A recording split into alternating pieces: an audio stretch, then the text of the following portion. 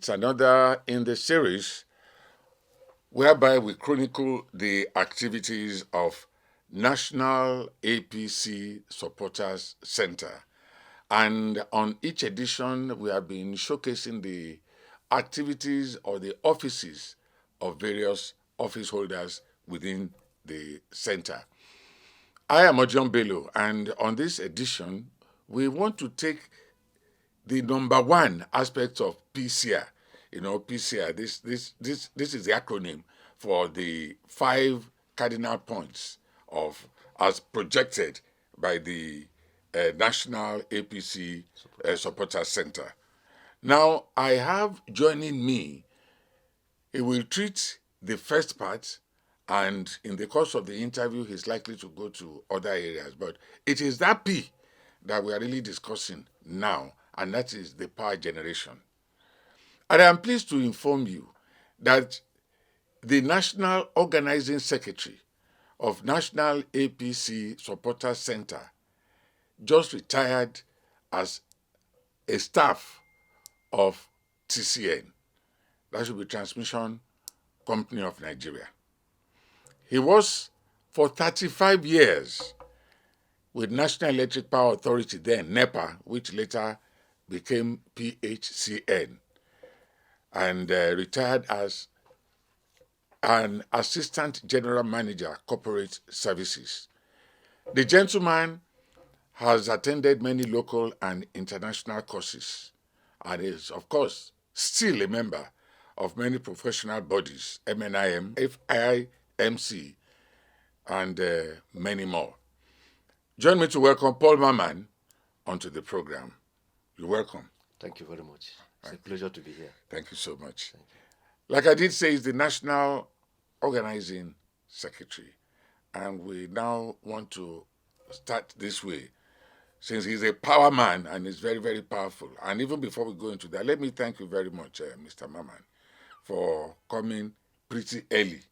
You came an hour to the time of recording. You are indeed a true Nigerian. Thank you so much. Thank you. Now, the issue of power in Nigeria has defied every known solution. What is our problem? Are we too many in Nigeria?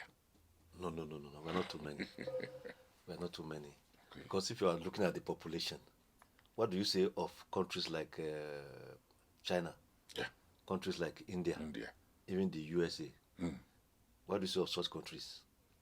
And their lives doesn't blink. Well, I think in Nigeria we have not put our hearts together. Okay.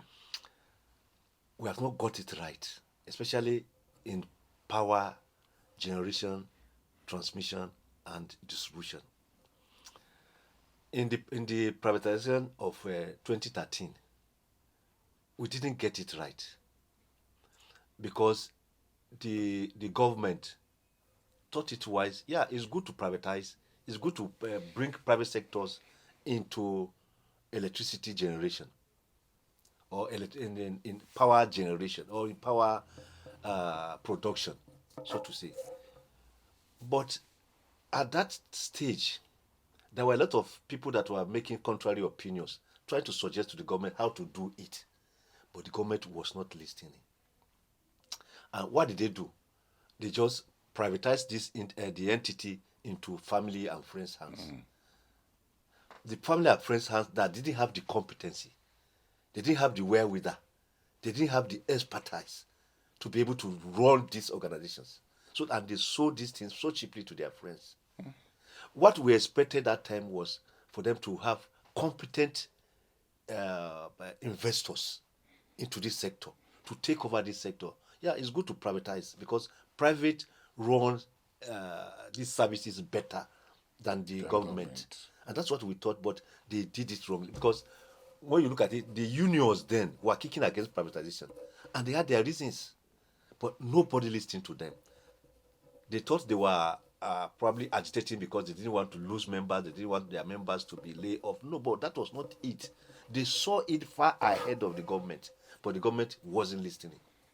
And they went ahead and sold these entities into the hands of families and friends, so to say. And that is why we now made that mistake. The government can now, because the government is still holding some shares Yeah. into these entities. But what are they doing with those shares? Are they using the influence of those shares to checkmate the activities of these sectors? I think the government, they are not doing that. Because if we are doing that, we will not have run into problems we are having now. You can see AED was taken over by management recently. Ibadan is also taken over by management. That means the privatization failed or ran into troubled waters because there was no supervisory role by the government. The government cannot just relinquish its hands totally, 100%. No, it's not done. Especially for an industry like power. It's not done. Power is a social service. It's a social service, and it galvanizes all other aspects of the economy. Yeah. Absolutely. It's the heartbeat of the economy. If power fail, the economy fail. So the government must show more interest in power than it's hitherto. Now, so we are getting there now, at least reasons why this thing is defying every known solution. Now, apart from that, why is the APC, you've told us some about it, why is the APC placing so much importance on power and not security, not education, not. Why that power? Why are you making power number one? If you solve the issue of power, you solve the issue of employment. Unemployment is leading to insurgency. It's leading to insecurity. But when people are gainfully employed, nobody will think of crime. Like Anna, you and I, we can go and be doing insurgents now. Do you ask me why? We have jobs. Yeah. We have jobs. But people that you see inside the bush doing banditry, doing kidnapping, Boko Haram, insurgent, they don't have jobs. And when you look at most of them, they're youths.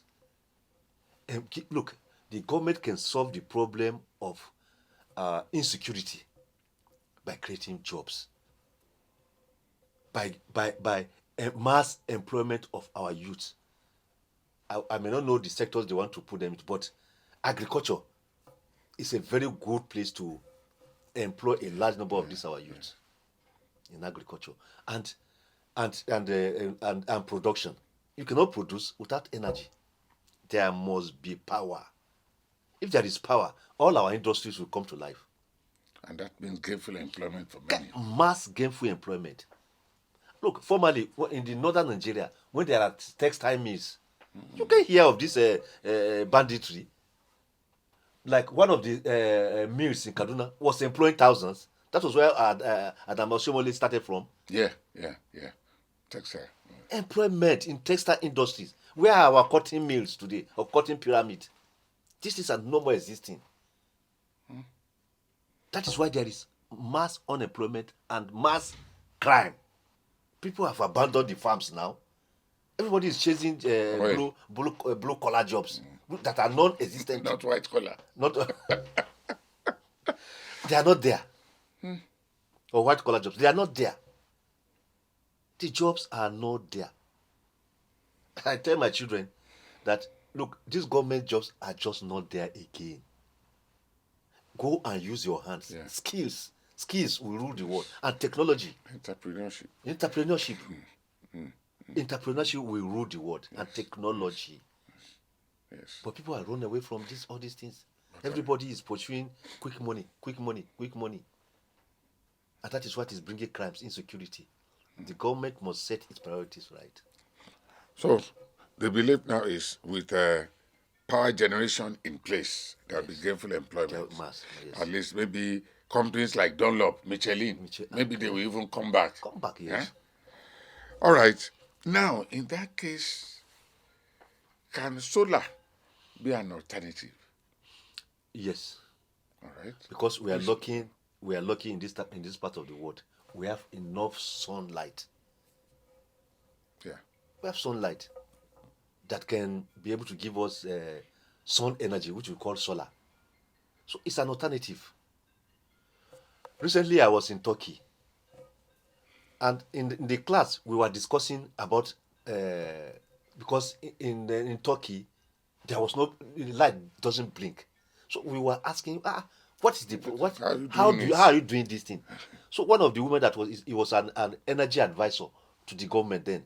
He came into one of our classes. So we were asking whether they have system collapse in Turkey. In fact, they don't know it. Do you want to say? Do you want to say what do you But mean? what to make it collapse? What did you say? What she wanted us to to even explain to her what we mean by system collapse. She doesn't know because they are not experiencing it. In Turkey, they make use of solar, they make use of the wind, they make use of hydro, they make use of thermal. So they have Different. mixed supply of electricity. So if this one fail, this one just carry up, you will not even know. It doesn't blink. In Nigeria, we are very lucky. We have sun.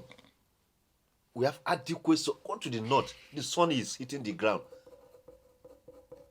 In some countries, okay, when you go to the sun in Turkey is not as high as that of Nigeria. So why won't we utilize sun? We can utilize sun for solar energy. We can utilize wind. Go to the north. There is a lot of wind. Yeah. There was one wind mill Mill. in Katsina. I don't know whether that thing is. It is the government that are not probably putting these things rightly, so to say. The windmill in Katsina, I don't know whether, I think they were supposed to produce about, is it 10 or 30 megawatts that time? But I don't know whether it is in use up till now. So. I don't think You can start a project for since Yaradua. That project started since when Yaradua was the governor of Katsina State.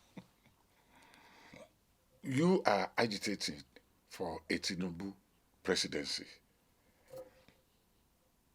What will you advise that government to do? Because if your prayers are answered, Tinubu will become the next president. You are likely to be given a chance to advise the government on what to do. What will you tell a Tinubu administration on effective power generation and distribution? Luckily, Tinubu already has that experience. Yeah. When he was in Lagos. You know, he saw this problem in Lagos. That was why he brought Aaron to come and start generating power in Lagos State. But that time people were so Tinubu, left alone without even anybody's advice, knows what to do. The man is very innovative, is very creative, and he has business sense. He has worked in reputable organizations outside this country, so he knows what to do. But by and large, the enabling law, the enabling law in power generation, transmission, and distribution must be amended.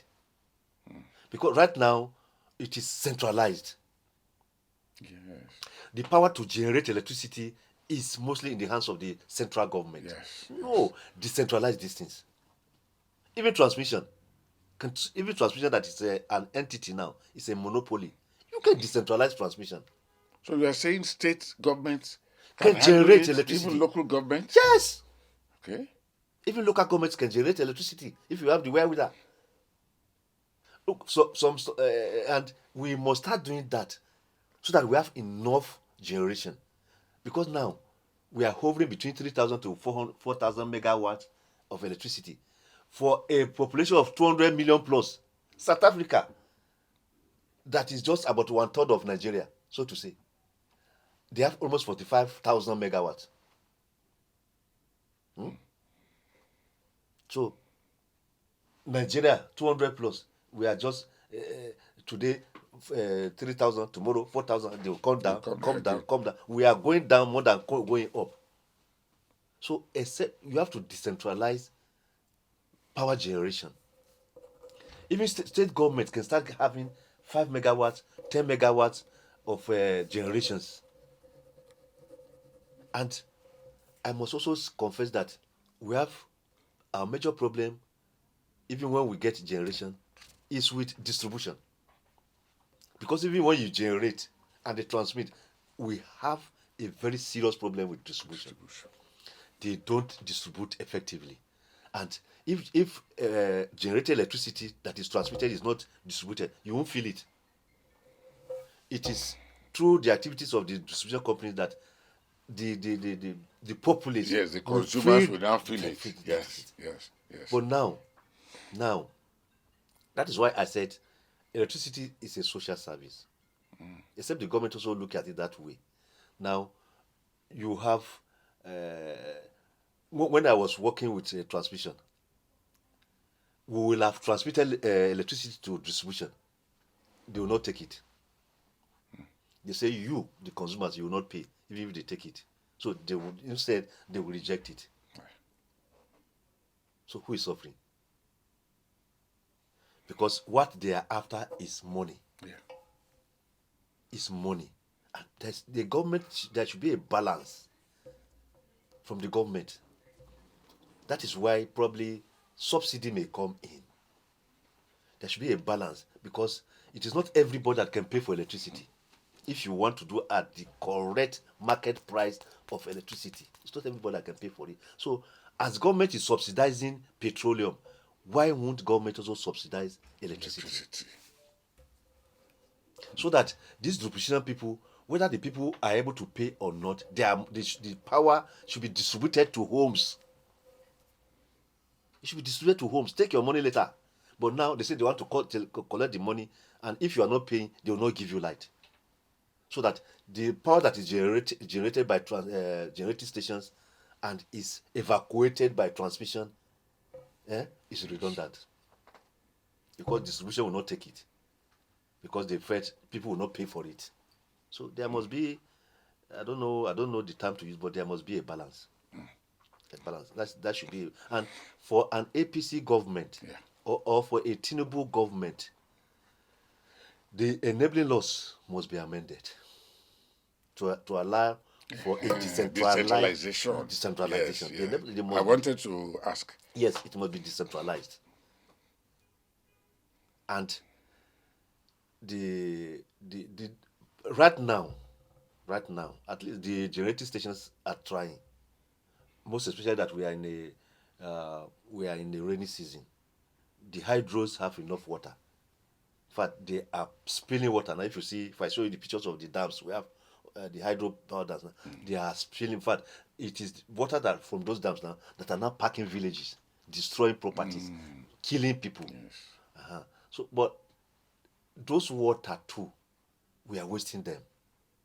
I don't know what they will do with those wastages because we are the water we are supposed to use in generating electricity now is now being discharged. Wasted. When I was there, people were thinking that those waters there should be a way they can recycle it to probably dam it for later use. I don't know. Engineers, we think about that one later. I'm not an engineer. But for now, the waters just go to It's waste. They wasted. pump. Now the water is being wasted, and the thermal stations, those are the stations that use gas. We also have problem because of the pricing of gas. The pricing of gas. In fact, at a time, the power stations could not buy the thermal stations could not buy gas because of the high cost. So, I think the government was trying to bridge that gap. That was what they were calling it bridging price or something like that. The government was trying to, but it's not enough. They need to do more, especially making gas available for all the thermal stations regularly and at affordable price. We have gas in Nigeria. They are flaring Yeah, they are gas. flaring gas. Why must there be flaring gas? The gas that we're supposed to use in generating electricity, and they are now flaring it. So we have, and when you look at generation of electricity, there are many sources. We have gas, we have hydro. We are not in Nigeria. We have coal, but I think coal is being looked at as being outdated. Nigeria is no longer going to coal. Another source is nuclear, and I didn't want to suggest it in this forum because though the government is I think at the time set up a committee to look at how to use nuclear. But can we Africans handle nuclear? Won't nuclear be deadly? Be deadly. So, but we have other Yes, sources. we have wind. We have wind. We have We have gas. sun. We We have sun. gas. Yes. We have waters. Yes. What I was even going to ask is that don't you foresee a way by which in Nigeria we can combine these multiple sources of energy? Don't you think, is it not possible? That's the mix now. Mixed generation. Yes. Yes. You use it is going to be Just like in Turkey. yes. I think what we are supposed to do is areas that have comparative advantage. Okay. Like in my state, Niger State, we have comparative advantage of hydro. Now, right now, Niger State, we have 4 strong, powerful dams that can supply the whole north with electricity. So, but in the south, they have gas as their comparative advantage. Yes. In the far north, they have wind, they have sun as their comparative advantage. So we need to look at all these locations to tap their comparative advantages and harmonize whatever they have. And that will give us a leeway.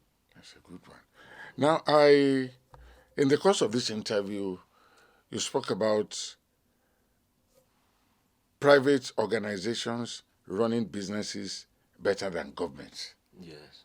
Why is it that way? Why can't government run these organizations better than private? There's no way, and there's nowhere where governments run businesses better than the private. No way. Because Is it that there are no technocrats in government? there are everything in government. Every type of expertise you have. But government is government. Yes. Government is government. My brother, you are not living in the moon. If there's a government entity, in terms of contracts, they give it to their friends, their families. In terms of jobs, and their children. So how would that thing move forward? And look, electricity is a business. It's a business. You must make ends meet. Yes.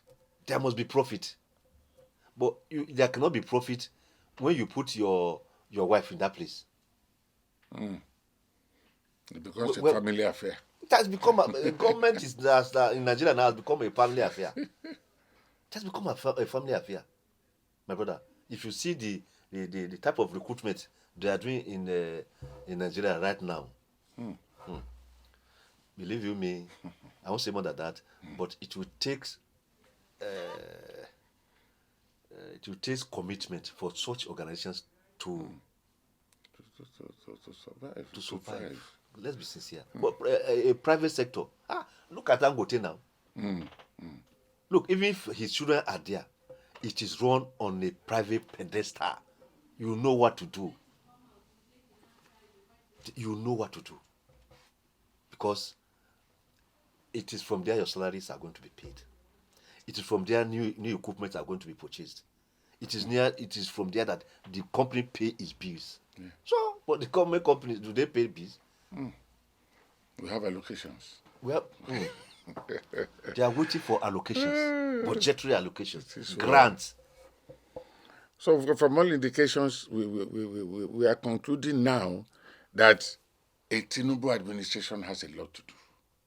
I know you will agree with me in that area.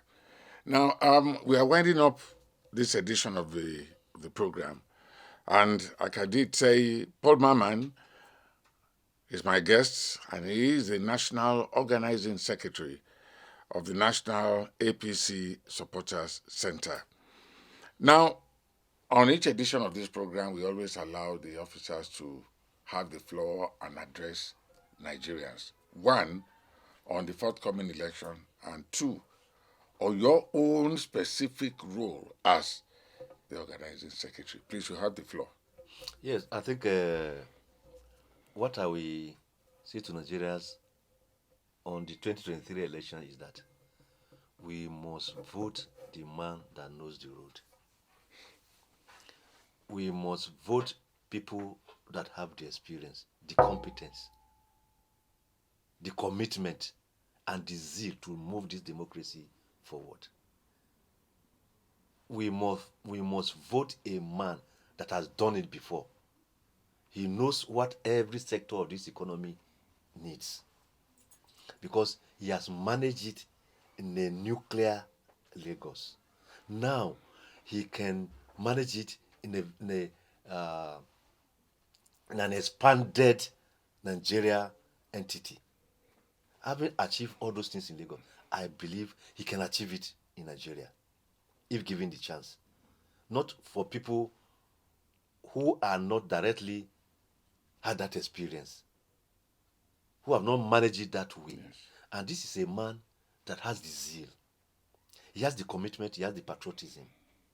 He has the creativity, the innovation to expand this economy, to unite this country. Look at what he did when he was a governor of Lagos State. Is there any tribe you are not going to find in his cabinet in Lagos? You have everybody. All the tribes were in Lagos. This is a man. I won't mention some of those things I have discovered about him, that he tolerates everybody. In terms of religion, he's accommodating. In terms of tribe, all tribes are even in his nuclear house. All tribes are there. I just found out. All tribes are there, working for him. So he can manage the diversity of this country better than everybody that has come up. He can manage that because he has managed those diversities in Lagos. So managing it on a larger scale can't be a problem for him. Thank you very much. Well, my guest has been Paul Mama, National Organizing Secretary of the National APC Supporters Center. He has dealt extensively with the areas of decentralization of power generation in Nigeria. He has even been suggesting subsidy for electricity, that if we can do it for petrol, why not for electricity? He has been wondering why we should be flaring gas when in fact we did this gas badly. And he also spoke extensively from his experience in Turkey about multiple sources of energy. Paul Maman, thank you so much for coming up to the program. Actually, you have educated me in these areas. Thank you so much. Thank you very much. Well, he retired as the Assistant General Manager Corporate Services of the TCN, has been a top shot at the PHCN. No wonder he has been able to actually treat this issue of power generation. Until I come your way again with another edition of this program, I am Ojon Bello. Bye for now.